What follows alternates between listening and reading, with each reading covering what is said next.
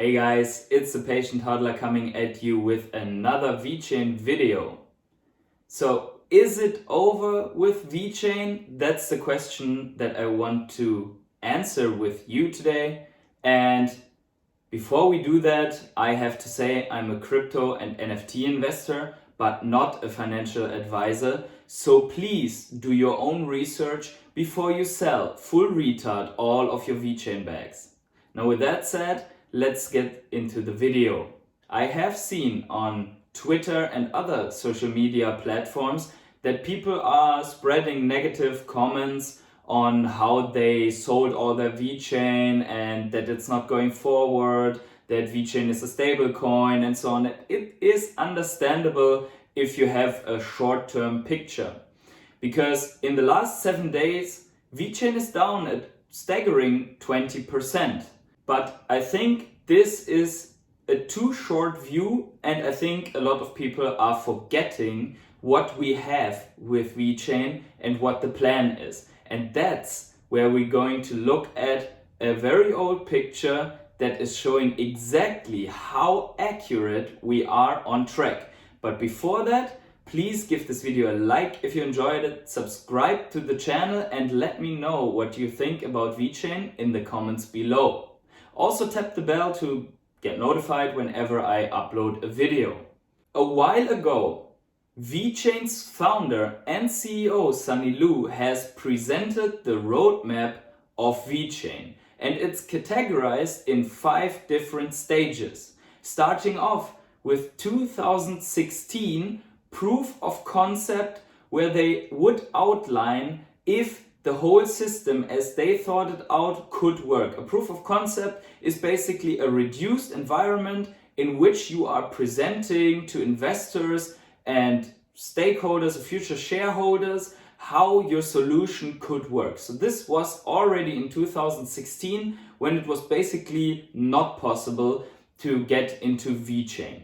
The second phase, reaching from 2017 to 2018, is the assessment of the economic potential of blockchain technology. In this stage, it was relatively unclear if everything that was developed and thought out until that moment was really adaptable in that scale and sense to economic enterprise use cases as we know already today that can gain these partnerships. So this was basically a phase on how much you can put this into the real world utility and usability.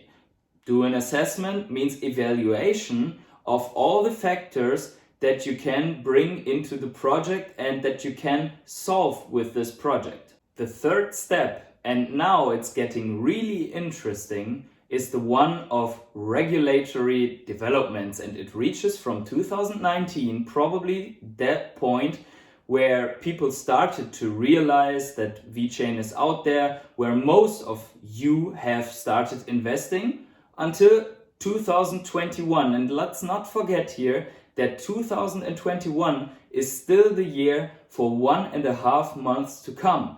And this means that we are still in the phase of regulatory development. And we can see that because the focus in these last 1.5 or 2 years was on reaching the proof of authority 2.0 consensus mechanism that combines 2 consensus mechanisms and tries to eliminate the weaknesses of both of them. And we have seen a lot of phases being executed and tested on the testnet and then step by step being implemented on the mainnet. And we have been accompanying this more or less accurate, and most of us, and me included, probably don't know what exactly was behind a VIP 195 or one of these codes for the phases. But we knew they had the focus on this development and still were able to onboard the companies that we already find in the VeChain ecosystem and that are big names. Now the fourth stage is the one that lies ahead of us, and it's starting off with 2022 and goes until 2025 or beyond, which is the growth phase. Now we see that we are, despite the pandemic and despite the problems that Sunny Lu has outlined, we are still exactly on track with this prediction, with this timeline, because we are in this regulatory phase and we are about to conclude it and we are about to go into the growth phase. So it's, in my opinion, a little bit unfair to throw something at this company saying, hey, where's the growth? And when Lambo, okay, when Lambo is a little bit funny and I like this fun on Twitter and so on, but we should not be in the mode that VeChain is not going anywhere because it's down 20% in 7 days, because we have not yet entered the growth phase, but we have been shown the huge potential that VeChain brings with it. We have seen the partnerships, we have a 5-star TÜV rating, we have seen gigantic companies being onboarded and really using these enterprise solutions. So with all of that, I think we are about ready to go into that growth chain, and I hope that our bags are packed sufficiently to enter that stage. In my opinion, it is all going according to plan, and even if we look at the charts, we still are bullish. We are still in an uptrend, we are still forming higher highs and higher lows. So we are constantly moving up, but obviously nothing goes up in a straight line. We have corrections on the way. Now, why did it not pump during POA 2.0? So at first I think, okay, all the VeChain holders probably knew about it and they bought a little bit more, but there was not enough hype created on it. Secondly, the Bitcoin dump came exactly on the timer of that VeChain POA 2.0 launch, and it's only an enabler for onboarding of enterprise mass adoption.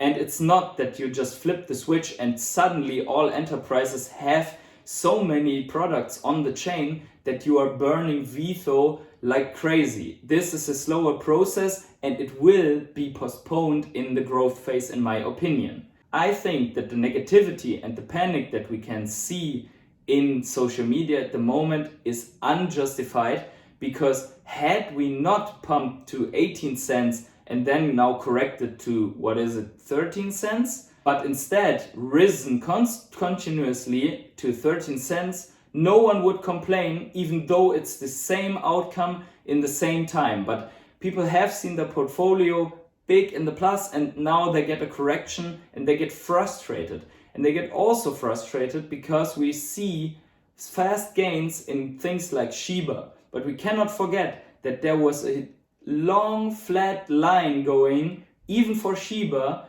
before the huge pump came that made some people billionaires with Shiba. So it's possible, I'm not a meme coin investor, but some people made a tremendous amount of money off of it, and I respect that.